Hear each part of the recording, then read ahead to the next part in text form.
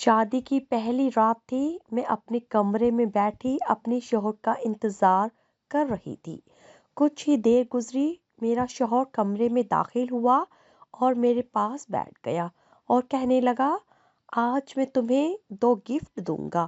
میں بہت خوش ہوئی، لیکن میں نہیں جانتی تھی کہ میرا شوہر مجھے کیا گفٹ دینے والا ہے۔ میرے شوہر نے پہلے گفٹ کے طور پر مجھے ایک بہت ہی خوبصورت انگوٹھی پہنائی، لیکن جب دوسرے گفٹ پر میری نظر پڑی تو میں حیران رہ گئی، کیونکہ اس میں تو پھولوں کی دھیمی دھیمی خوشبو چاروں طرف پھیلی ہوئی تھی، اور وہ اپنے آپ میں سمٹی بیٹھی نہ چاہتے ہوئے بھی اپنے شریک حیات کے اندر آنے کا انتظار کر رہی تھی۔ وہ شخص جس کو اس نے چند گھنٹے پہلے ہی قبول کیا تھا، خود کو پوری طرح اس کے سپرد کرنے کے لیے وہ خود کو کافی حد تک تیار کر چکی تھی، لیکن اس کا ماضی، وہ ماضی جو اس کے حال کا پیچھا چھوڑنے پر آمادہ نہ تھا، ایک نئی زندگی کی عین شروعات پر اس کا دماغ اسے ماضی میں دھکیلنے میں کامیاب ہو چکا تھا۔ کاش وہ آن لائن آ جائے، پلیز اللہ جی اس کو آن لائن لے، آج کے دن تجھ سے کچھ اور نہیں مانگوں گی۔ بے اختیاری میں اس کی زبان سے یہ الفاظ نکلے ہی تھے کہ اسے اپنی غلطی کا احساس ہوا۔ سوچا کہ اللہ تو ہر چیز پہ قادر ہے، تو پھر کیوں نہ میسج کھلنے کے ساتھ ساتھ اس کا جواب آنے کی بھی دعا مانگ لی جائے۔ بظاہر انتہائی سلجھی ہوئی نظر آنے والی انتہائی ذہین لیکن عام سی شکل و صورت رکھنے والی اس لڑکی کے بارے میں کوئی سوچ بھی نہیں سکتا تھا کہ وہ کسی کی محبت اس قدر بھی گرفتار ہو سکتی ہے۔ گھنٹوں میسج کے جواب آنے کا انتظار کرنا اور جواب نہ آنے کی صورت میں گھٹ گھٹ کر رونا کبھی کسی پر ظاہر نہیں ہو سکا تھا۔ ہوتا بھی کیسے؟ آخر ذہین بھی تو اتنی تھی، جانتی تھی کہ اس بات کی کسی کو بھنک بھی پڑ گئی تو ماں باپ کا سر ہمیشہ کے لیے جھک جائے گا، جو وہ کبھی برداشت نہیں کر سکتی تھی۔ یہی وجہ تھی جو وہ اس کے بار بار اصرار کرنے کے باوجود اس سے کال پہ بات کرنے پر آمادہ نہیں ہوئی تھی۔ شاید اسی وجہ سے وہ اس کے میسیجز کو اکثر نظر انداز کر دیتا تھا۔ یوں اس کا دل ہر وقت ضمیر کا میدان جنگ بنا رہتا تھا۔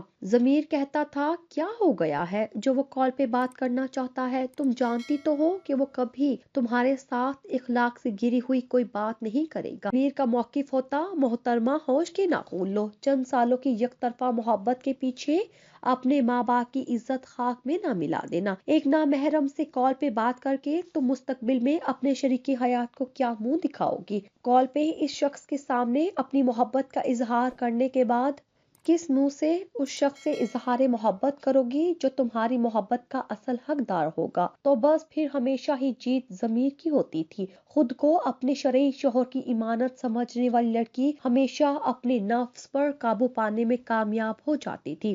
اسی کردار کی مضبوطی نے 6 سال بعد بھی اسے محبت میں بے باک نہیں ہونے دیا تھا۔ 2 دن پہلے کیے گئے میسج کا جواب آ گیا تھا۔ اسکرین پر اس کا نام روشن ہوتے ساتھ ہی ہمیشہ کی طرح اسے اپنی قسمت روشن ہوتی معلوم ہوئی۔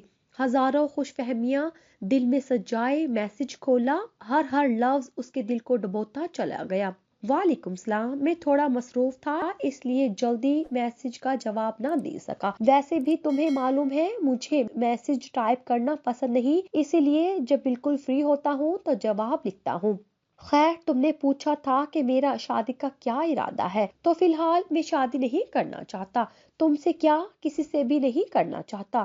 دیکھو تم ایک اچھی لڑکی ہو لیکن میں اتنا اچھا نہیں ہوں، میں بہت آزاد خیال ہوں، میں ایسی بیوی چاہتا ہوں جو میرے ساتھ میرے فرینڈ سرکل میں چل سکے۔ تم بہت اچھی ہو لیکن تم میری ٹائپ کی نہیں ہو، سوری میں تم سے شادی نہیں کر سکتا۔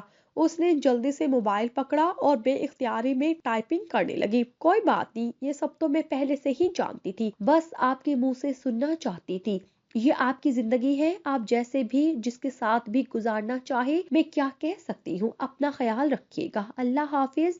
उसने मैसेज भेजा था। मैसेज में जो कुछ लिखा था वो उस इंसान की नजर में अपनी रही से इज्जत नफ्स बचाने की खातिर लिखा था, क्योंकि वो उसके आगे गिड़गिड़ाना नहीं चाहती थी। वो फैसला कर चुका था, उसकी खातिर वो अपना फैसला बदलने वाला नहीं था। तो बेहतर था उसको खुशी खुशी रुखसत किया जाए, जो उसने कर दिया था। मोबाइल को तकिए के नीचे देकर वो कुछ लम्हे गुमसुम लेटी रही। दिमाग बिल्कुल सुन हो गया था। वो खामोशी से लेटी छत को तकती रही। रोने के लिए भी हिम्मत चाहिए होती है, जो वो अभी इकट्ठी नहीं कर पा रही थी। दरवाजे को बड़े अदब से खोला गया था।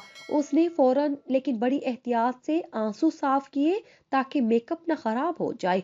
दरवाजा खोलने वाला अब अंदर दाखिल होकर दरवाजा बंद कर रहा था और वो लंबी लंबी सांसें लेकर खुद को नॉर्मल करने लगी। वो अब उसके करीब आकर बैठ गया और आहिस्ता से सलाम किया। वालेकुम सलाम, समरीन ने जवाब दिया। वो थोड़ी देर उसे देखता रहा, फिर उठा और अलमारी में से एक डब्बिया निकाल लाया। वो दोबारा उसके सामने बैठ गया और नरमी से उसका हाथ पकड़कर अंगूठी पहना दी। ये तुम्हारी मुंह दिखाई है, मैंने खुद खरीदी थी। उम्मीद है तुम्हें पसंद आएगी। अच्छी है ना? समरीन, जो हाथ पकड़ने पर पूरे वजूद से हिल गई थी, सिर्फ हाँ में सर ही हिला सकी। मैं इसके अलावा भी तुम्हें एक तोहफा देना चाहता हूँ, जो इस अंगूठे से ज्यादा कीमती है। बोलो, कबूल करोगी? उसका हाथ अभी भी उसके हाथ में था। उसने फिर हल्का सा सर हिलाया। देखो समरीन, शरई हमसफर अल्लाह की बहुत बड़ी नेमत होती है। अल्लाह ने आज तुम जैसी शरीफ, दीनदार और पढ़ी लिखी लड़की को मेरी शरीके हयात बनाकर मुझ पर बहुत बड़ा इनाम किया है। मैं इसका शुक्र अदा करना खुद पर वाजिब समझता हूँ। वो नजरें झुकाए खामोशी से उसे सुनती रही। तो मैं उसका शुक्र अदा करने के लिए तुम्हारा हाथ पकड़कर तुम्हें अपने साथ साथ सूरत फातिहा पढ़वाना चाहता हूँ। यही मेरा गिफ्ट है। बोलो, कबूल है? पढ़ोगी मेरे साथ साथ? उसने उसके हाथ पर अपनी गिरफ्त मजबूत करते हुए उसे थोड़ा सा अपनी जानिब खींचते हुए पूछा। जी, क्यों नहीं? इस बार उसने थोड़ी हिम्मत से जवाब दे दिया, क्योंकि उसे वाकई ही उसकी सोच पसंद आई थी। फिर दोनों ने मिलकर अलहम्द शरीफ पढ़ी और आखिर पर उसने समरीन के हाथ पर बोसा देकर उसके हाथ पर दूसरा हाथ भी रख दिया। वो एक बार फिर रूह तक हिल गई। मैं आज तुम्हें अपने बारे में चंद बातें बताना चाहता हूँ, जिन्हें जानना तुम्हारे लिए बहुत जरूरी है। देखो, मैं एक सीधा सादा सा इंसान हूँ। मैं आजकल के लड़कों की तरह ब्रांडेड कपड़े नहीं पहनता, लेकिन जो भी पहनता हूँ अपनी कमाई और हैसियत के मुताबिक पहनता हूँ। मेरे दोस्त बहुत गिने चुने से हैं और मैं उनके साथ ही खुश रहता हूँ। मेरा कोई दोस्त सिगरेट नहीं पीता, पान नहीं खाता, ना मेरे अंदर ऐसी कोई आदत है। पर मैं किसी को धोखा भी नहीं देता, ना तुम्हें कभी दूंगा। बस गुस्सा थोड़ा ज्यादा आता है, मगर जल्द ही उतर जाता है। बस इन सब के अलावा ना मेरे अंदर कोई खूबी है ना खामी। बोलो, कबूल हूँ? अब वो मायने खेज नजरों से उसे देख रहा था। जी, कबूल है, उसने होंठों पर हल्की सी मुस्कुराहट सजाए जवाब दिया। उसकी बातें, उसका अंदाज, सादा लेकिन खरा लहजा उसे बहुत अच्छा लगा। तुम्हें कुछ चाहिए तो नहीं? मेरा मतलब चाय, या अगर भूख लगी हो तो भाभी से कहकर खाना मंगवा देता हूँ। मैं जानता हूँ तुमने स्टेज पर ठीक से कुछ खाया नहीं था। वो इंतहाई अपनायत से पूछ रहा था। वो हैरानगी से उसकी तरफ देखने लगी, क्योंकि खाना खाते वक्त तो वो अपनी बहन को तंग करने में मसरूफ था, जिसने अपनी प्लेट सलाद से भर ली थी। उसे अंदाजा नहीं था कि वो उसे भी नोट कर रहा था। थोड़ी देर के तवक्कुफ के बाद उसने दोबारा पूछा, कुछ खाना है तो बता दो। खाने पीने के मामले में शर्माते नहीं होते। मैं तो बिल्कुल नहीं शर्माता। वो हंसते हुए ऐसे बात कर रहा था जैसे उसे बरसों से जानता हो। समरीन को वो बहुत अपना अपना सा लगा।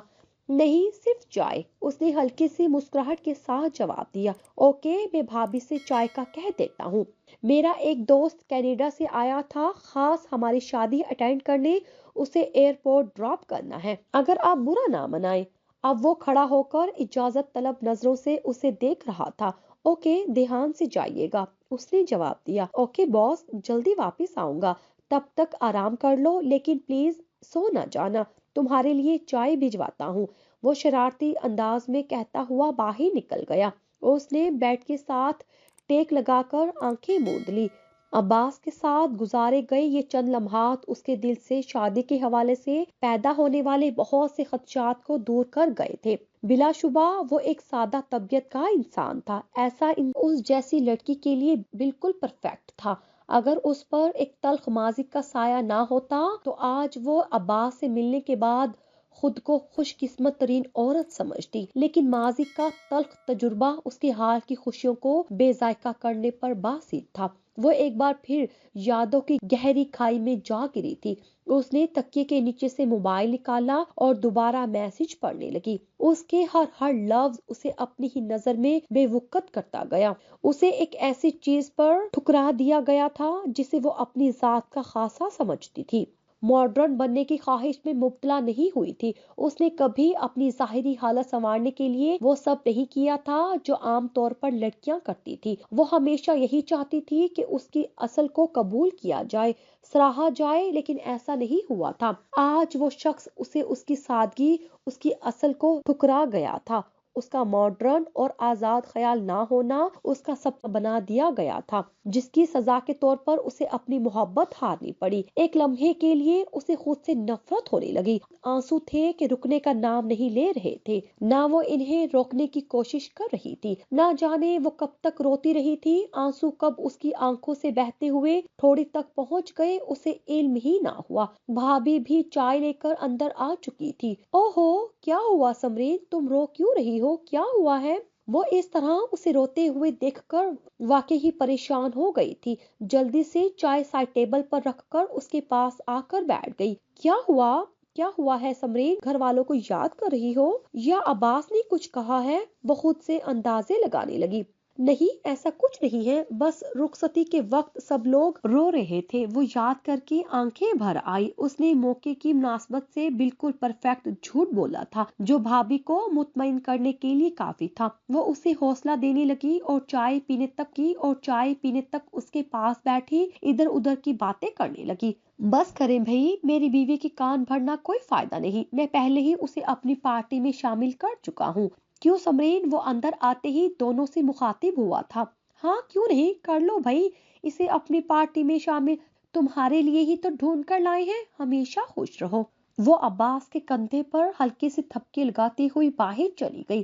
وہ دروازہ بند کر کے اس کے پاس آ کے بیٹھ گیا۔ وہ اس کے سامنے بیٹھا مسلسل اسے دیکھ رہا تھا۔ سمرین کی بے چینی بڑھتی جا رہی تھی۔ عباس اس کی حالت سے لطف اندوز ہو رہا تھا۔ وہ زیر لب مسکرا رہا تھا۔ پھر شاید اسے اس کی حالت پر رحم آ گیا۔ وہ اٹھا اور تکیے کے ساتھ ٹیک لگا کر اس کے برابر میں نیم دراز ہو گیا۔ میرا خیال ہے اب تم چینج کر کے ایزی ہو جاؤ، کافی تھک چکی ہوگی۔ وہ اپنے ناخنوں کو دیکھتی رہی۔ کیا بات ہے، اتنی اداس کیوں ہو؟ کیا وہ عباس کی طرف سے ایسے سوال کی امید نہیں کر رہی تھی؟ فوراً گھبرا گئی کہ کہیں اس کے چہرے کے تاثرات نے اسے ایسا سوچنے پر مجبور تو نہیں کر دیا۔ وہ ہونٹوں میں مسکراہٹ دبائے اسے دیکھ رہا تھا۔ سمرین کو اندازہ ہو گیا کہ یہ مذاق تھا۔ نہیں، ایسا نہیں ہے، مجھے یہ ناخن الجھن دے رہے ہیں۔ اس نے بہرحال وضاحت دینا ضروری سمجھا۔ اوہو، تو یہ تمہارے اصل ناخن نہیں ہے؟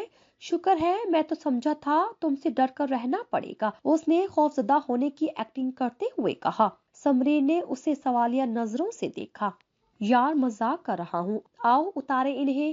وہ ٹیک چھوڑ کر اس کی طرف رخ کر کے بیٹھ گیا۔ نہیں اتر سکتے نا؟ سمرین نے بے بسی سے کہا۔ لاؤ میں کوشش کرتا ہوں۔ اس نے اس کا ہاتھ پکڑ کر انگوٹھے کا ناخن اوپر اٹھانا چاہا تو سمرین نے سی کی آواز کے ساتھ ہاتھ کھینچ لیا۔ ایسے نہیں اتریں گے، وہ اس کی آنکھوں میں آنکھیں ڈال کر کہہ رہی تھی۔ تو پھر کیسے اترے؟ دیکھتے ہوئے کہا۔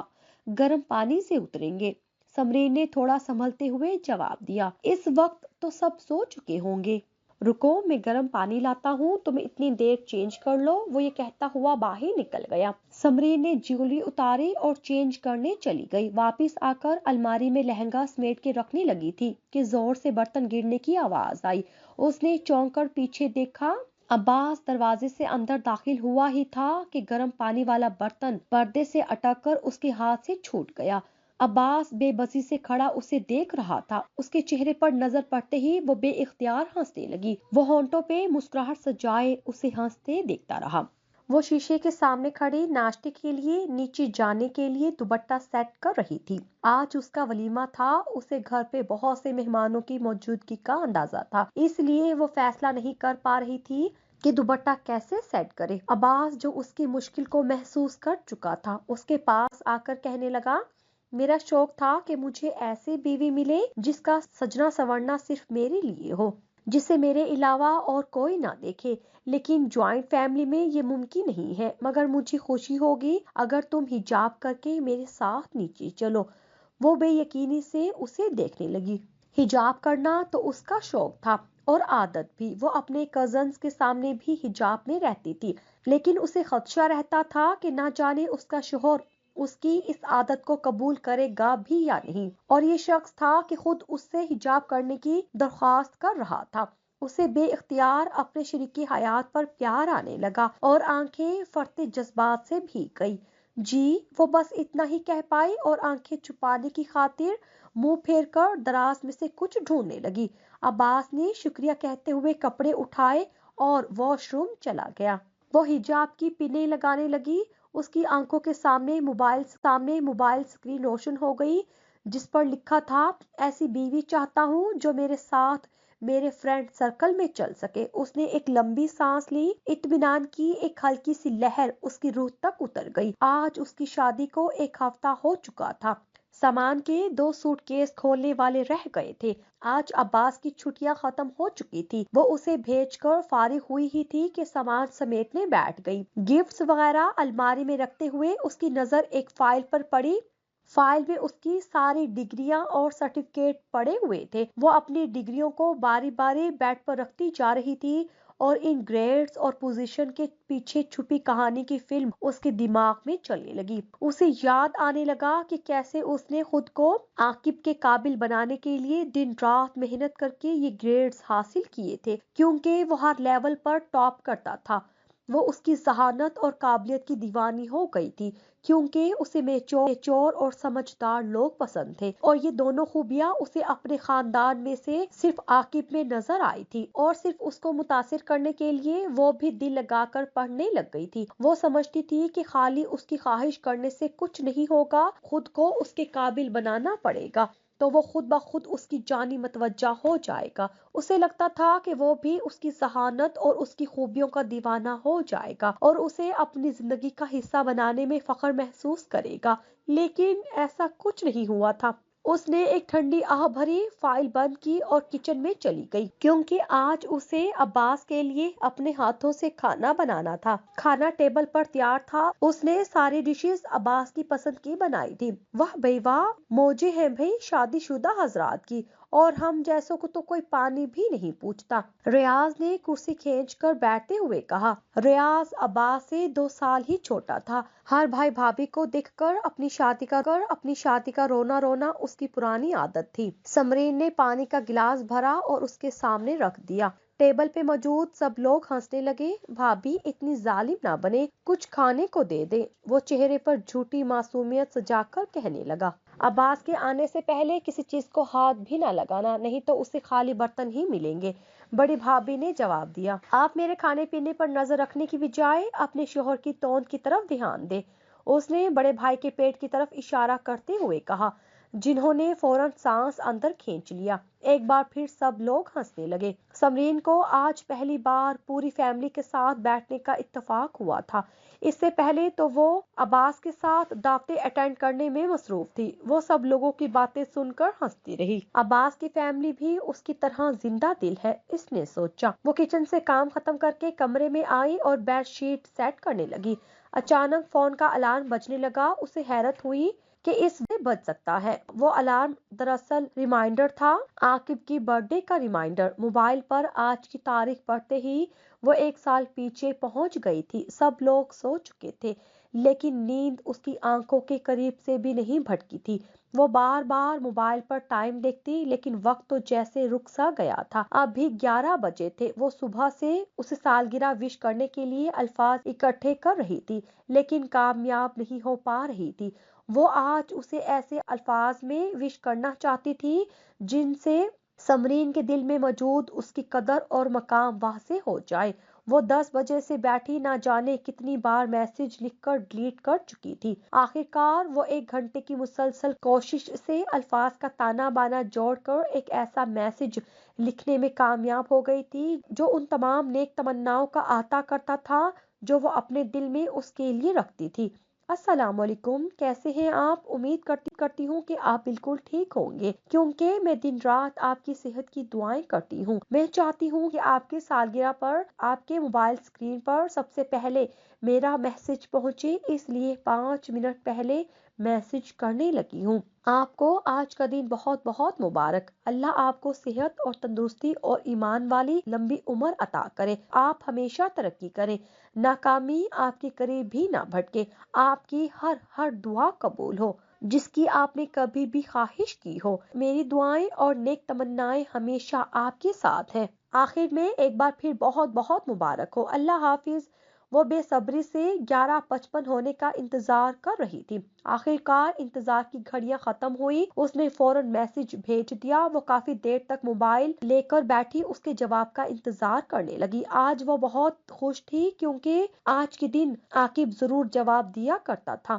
اس بار بھی یہی ہوا تھا۔ وعلیکم السلام، میں بھی ہوا تھا۔ وعلیکم السلام، میں بالکل ٹھیک ہوں، شکریہ، آپ نے میرا اتنا اہم دن یاد رکھا، اور آپ کی اچھی خواہش کا بھی بہت بہت شکریہ، اللہ حافظ۔ انتہائی مختصر الفاظ میں جواب دے دیا گیا تھا، لیکن یہ سمرین کو ہواؤں میں اڑانے کے لیے کافی تھا۔ وہ کتنی ہی دیر تک موبائل سینے سے لگائے خوش فہمیوں کے سمندر میں غوطہ زن رہی تھی۔ اپنے پاگل پن کو یاد کر کے اس کے ہونٹوں پر ایک افسردہ سی مسکراہٹ پھیل گئی اور اسکرین پر لکھا اس کا نام دھندلا پڑنے لگا۔ کچھ دیر اپنے دل کا غبار نکالنے کے بعد اس نے آنکھیں صاف کی اور گھر کے کاموں میں مصروف ہو گئی، لیکن آج کے دن اس کی یادوں کو فراموش کرنا اتنا آسان نہیں تھا۔ اسے لگتا تھا کہ عاقب کی زندگی میں کوئی لڑکی نہیں ہوگی، لیکن وہ لیے دیے رہنے والا انسان تھا، اور عاقب کی فیس بک آئی ڈی میں بھی دور دور تک اس کے علاوہ کوئی لڑکی نہیں پائی گئی تھی، نہ فرینڈ لسٹ میں اور نہ ہی کسی پوسٹ کے کمنٹ سیکشن میں۔ اس نے کافی چھان بین کی تھی اور فیملی سے بھی وہ واحد لڑکی تھی جسے عاقب نے ایف بی پر فرینڈ بنا رکھا تھا۔ کبھی کبھی وہ اسی بات کو سوچ کر ہواؤں میں اڑتی رہتی تھی۔ خیر، وہ اس دن ہواؤں میں اڑتے اڑتے سیدھی زمین پر آ گری جب عاقب نے اسے اپنی دوسری آئی ڈی کے بارے میں بتایا تھا۔ یونیورسٹی سے آتے ہی اس نے کمپیوٹر آن کیا تو عاقب کو آن لائن پایا۔ بہت کم آن لائن آیا کرتا تھا۔ اس نے جلدی سے سلام کیا جو فوراً دیکھ لیا گیا تھا۔ وہ مارے خوشی کے پھولے نہ سما رہی تھی۔ وہ بھی شاید اس سے بات کرنے کے موڈ میں تھا۔ آج انہوں نے پہلی بار آدھے گھنٹے تک بات کی تھی۔ وہ بہت خوش تھی کہ اچانک امی کی آواز آئی جو اسے فوراً آنے کا کہہ رہی تھی۔ وہ چاروں ناچار بھاگی امی کی بات سننے گئی، لیکن واپس آنے تک وہ جا چکا تھا اور اس کے لیے ایک میسج چھوڑ گیا تھا۔ سنو، میری یہ آئی ڈی صرف فیملی آئی ڈی ہے، فرینڈز کے لیے میں نے ایک اور آئی ڈی بنا رکھی ہے، تمہیں لنک دے رہا ہوں اور ریکویسٹ سینڈ کر دینا، جب میں وہاں آن لائن ہوں گا تو ایکسپٹ کر لوں گا، اب میں مصروف ہوں، بائے۔ وہ بہت خوش ہوئی، فوراً ریکویسٹ سینڈ کی جو اگلے دن ایکسپٹ ہو گئی۔ سمرین نے جیسے ہی آئی ڈی وزٹ کرنا شروع کی، اسے ایک کے بعد ایک شوق لگتا گیا۔ یہاں اس کی بہت سی تصویریں موجود تھی جن میں وہ لڑکیوں کے ساتھ کافی فرینک نظر آ رہا تھا۔ تصویر میں موجود لڑکیوں کا تعلق لڑکیوں کی اس قسم سے تھا جو دوپٹہ تک اوڑھنے کی روادار نہ تھی۔ تقریباً وہی 2-4 لڑکیاں اور لڑکے اس کے ساتھ ہر تصویر میں موجود تھے۔ اسے اندازہ ہو گیا تھا کہ وہ سب اس کے فرینڈز تھے۔ اس کا بھرم ٹوٹ گیا تھا اور بہت سی امیدوں پر بھی پانی پھر گیا تھا۔ اسے سمجھ نہیں آ رہی تھی کہ وہ کیا کرے۔ یہ سب اس کے دوست ہیں، اس کا یہ مطلب تو نہیں کہ وہ ان میں سے کسی کو پسند کرتا ہو یا وہ بیوی بھی ان جیسی پسند کرے گا۔ اس نے سوچ کے ساتھ اپنے ڈوبتے دل کو عباس کمرے میں داخل ہوا تو اس پر نظر پڑتے ہی دل تھام کر رہ گیا۔ اس نے سرخ رنگ کی لانگ میکسی پہن رکھی تھی۔ اس کے ساتھ سونے کا سیٹ پہنے ہوئے وہ بالکل نئی نویلی دلہن لگ رہی تھی۔ اندر آتے ہی خوشگوار حیرت کا شکار ہوا تھا۔ اس سے پہلے اس نے سمرین کو کبھی اتنا سجتے نہیں دیکھا تھا۔ وہ اس کے پاس آ کر کھڑا ہو گیا۔ آج تو بڑی ظالم لگ رہی ہو۔ وہ بالکل اس کے پیچھے کھڑا تھا۔ سمرین کا چہرہ خوشی اور شرم سے تمتمانے لگا۔ کیا ایسا نہیں ہو سکتا کہ سب لوگ چلے جائیں اور میں اور تم اس نے اسے کندھوں سے پکڑ کر اپنی جانب موڑتے ہوئے بات ادھوری چھوڑ دی۔ وہ چاہتا تھا اس کی بات اس کی سانسیں اسے سمجھائے۔ وہ کندھوں سے پکڑے اسے آہستہ سے اپنے قریب کر رہا تھا کہ بھابھی نے دروازہ کھٹکھٹایا۔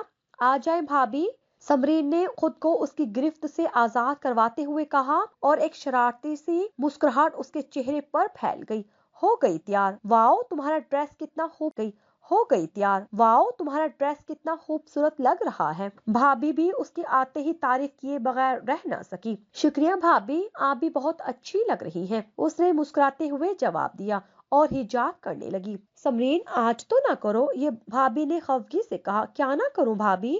اس نے حیرت سے پوچھا۔ عباس جو امیدوں پر پانی پھرنے کے بعد بیڈ پر ڈھیر ہو گیا تھا، ان دونوں کی طرف متوجہ ہو گیا۔ میں حجاب کی بات کر رہی ہوں۔ آج شادی کے بعد تم پہلی بار ہماری فیملی میں کسی شادی پر جا رہی ہو اور میرا خیال ہے کم از کم آج کے دن تمہیں حجاب نہیں کرنا چاہیے۔ ہماری فیملی کی لڑکیاں بہت ماڈرن ہیں۔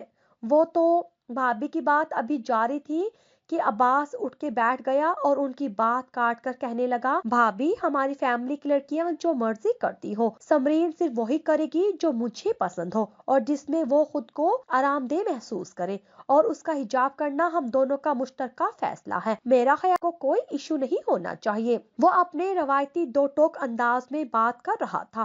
سمرین اس کی پشت کی جانب کھڑی اس کے چہرے کے تاثرات نہیں دیکھ پا رہی تھی، لیکن اس نے بھابھی کے چہرے سے مسکراہٹ غائب ہوتے دیکھی تھی۔ دیکھیں بھابھی، آپ جانتی ہیں مجھے فیشنیبل لڑکیاں پسند نہیں ہیں۔ اگر پسند ہوتی تو میں فیملی سے باہر شادی کروانے کی ضد نہ کرتا۔ آپ تو سب جانتے ہی ہیں۔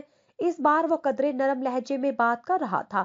ٹھیک ہے، تم فکر نہ کرو، سمرین جیسے بھی گیٹ اپ میں جانا چاہتی ہے چلی جائے، کوئی اسے کچھ نہیں کہے گا، میں اس کے ساتھ ہی رہوں گی۔ وہ اس کے پوائنٹ کو سمجھ چکی تھی اور اب اسے تسلی دے رہی تھی۔ سمرین نے اس ساری گفتگو میں خاموش رہنا ہی مناسب سمجھا تھا۔ شادی میں بہت سے لوگوں نے اسے عجیب نظروں سے دیکھا تھا، لیکن بھابھی کی باروب شخصیت کے سامنے کچھ کہنے کی ہمت نہیں کی تھی۔ وہ تقریباً پورے فنکشن میں اس کے ساتھ ہی رہی تھی۔ وہ رات کو تھوڑا لیٹ واپس آئے تھے۔ اس نے آتے ہی چینج کیا اور خاموشی سے عباس کے پہلو میں آ کر لیٹ گئی۔ کیا ہوا، کسی نے کچھ کہا؟ عباس نے موبائل چارجنگ پر لگاتے ہوئے پوچھا۔ نہیں، کچھ بھی نہیں، اس نے مختصر سا جواب دیا۔ تو پھر اس خاموشی کی وجہ؟ اب وہ موبائل رکھ کر لیٹ چکا تھا۔ کچھ نہیں، بس ایسے ہی کچھ سوچ رہی تھی۔ کیا سوچ رہی تھی جانے من؟ وہ اکیلے میں ہمیشہ اسے ایسے ہی پکارتا تھا۔ بتانا ضروری ہے کیا؟ انتہائی ضروری ہے۔ اب اس نے سمرین کو اپنے قریب کر لیا۔ میں سوچ رہی تھی کہ آپ کی فیملی کی لڑکیاں تو بہت خوبصورت ہیں۔ تھوڑے توقف کے بعد اس نے خود ہی بات شروع کر دی۔ ہاں ہیں تو، اس نے لاپرواہی سے جواب دیا۔ تو آپ نے ان میں سے کسی سے شادی کیوں نہیں کی؟ مجھ سے کیوں کی؟ آخر کار وہ اصل مدعا پر آ گئی۔ عباس نے ہلکا سا کہکا لگایا۔ وہ تھوڑے غصے سے اسے دیکھنے لگی۔ یار یہ کیسا سوال ہے؟ اس نے پوچھا۔ یہ بہت اہم سوال ہے، سمرین نے جواب دیا۔ بتاتا ہوں جانے من، یہ کہتے ہوئے اس نے اپنا بازو اس کے گرد حائل کر دیا۔ رنس کے ساتھ شادی نہ کرنے کی تو اس کا جواب ہے کہ بس میرا دل نہیں مانتا تھا۔ وہ یہ کہہ کر خاموش ہو گیا۔ وہ بھی خاموش رہی۔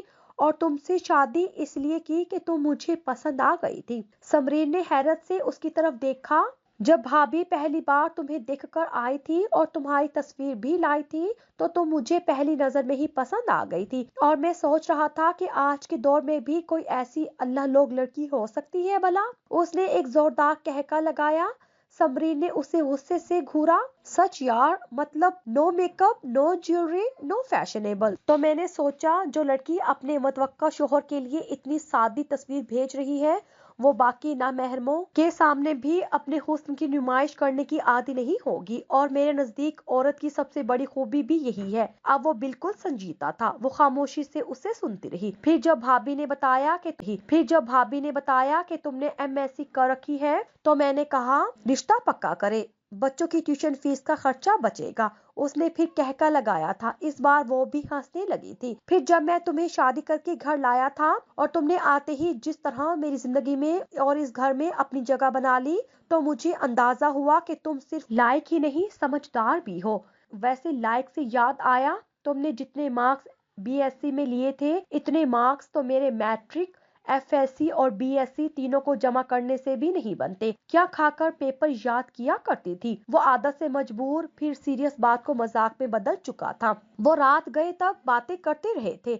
سمرین کو اس دن اندازہ ہوا تھا کہ عباس کتنی قدر کرنے والا انسان ہے، اور اس نے اس کی اصل کو پہچانا تھا، سراہا تھا اور قبول کیا تھا۔ وہ دونوں ایک دوسرے کے لیے بنائے گئے تھے۔ اس رات سمرین کو اپنے سر سے ماضی کے سائے چھٹتے ہوئے محسوس ہوئے اور اس کے دل میں عباس کی قدر پہلے سے کئی گنا زیادہ ہو گئی تھی۔ اگلی صبح کام سے فارغ ہو کر وہ کمرے میں آ گئی۔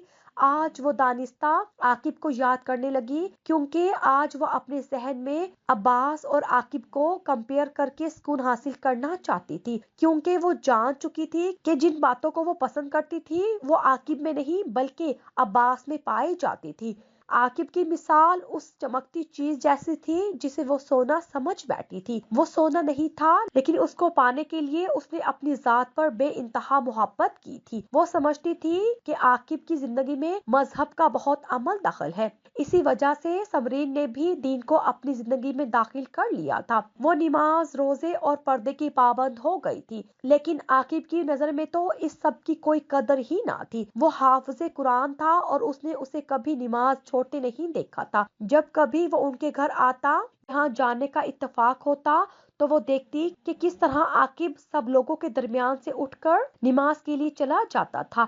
سمرین کو اس کی یہ عادت بہت پسند تھی۔ اسی بنا پر وہ اسے دنیا کے باقی لڑکوں سے مختلف سمجھتی تھی، اور اس کی انہیں ایک دو عادتوں کی بنا پر سمرین نے اس کو موجودہ دور کے تمام عیوب سے پاک سمجھنا شروع کر دیا تھا۔ وہ اسے پسند کرنے لگی تھی اور اس کی محبت کا دم بھرنے لگی تھی، لیکن وہ وقتاً فوقتاً اس کی امیدیں توڑتا گیا۔ عاقب کو پانے کی خواہش کی آگ میں جلا کر اللہ نے سمرین کو کندن بنا دیا تھا، اور پھر اس کی قسمت میں عباس جیسا انمول ہیرا لکھ دیا تھا۔ اسے آخر کار اللہ کی پلاننگ سمجھ آ گئی تھی۔ اس نے جب اپنی پچھلی زندگی پر نظر دوڑائی تو اسے عاقب کی حیثیت ایک محرک سی نظر آئی، جسے اس کی قسمت لکھتے ہوئے استعمال کیا گیا تھا۔ وہ پوری طرح سے نہ کبھی اس کا تھا نہ اسے ہونا تھا، لیکن اس کی خواہش میں مبتلا کر کے اللہ نے سمرین میں وہ ساری خوب پیدا کر دی تھی جن کی خواہش عباس کو تھی، بلکہ وہ تینوں ہی کٹ پتلیاں تھی جن کی ڈور اللہ کے ہاتھ میں تھی،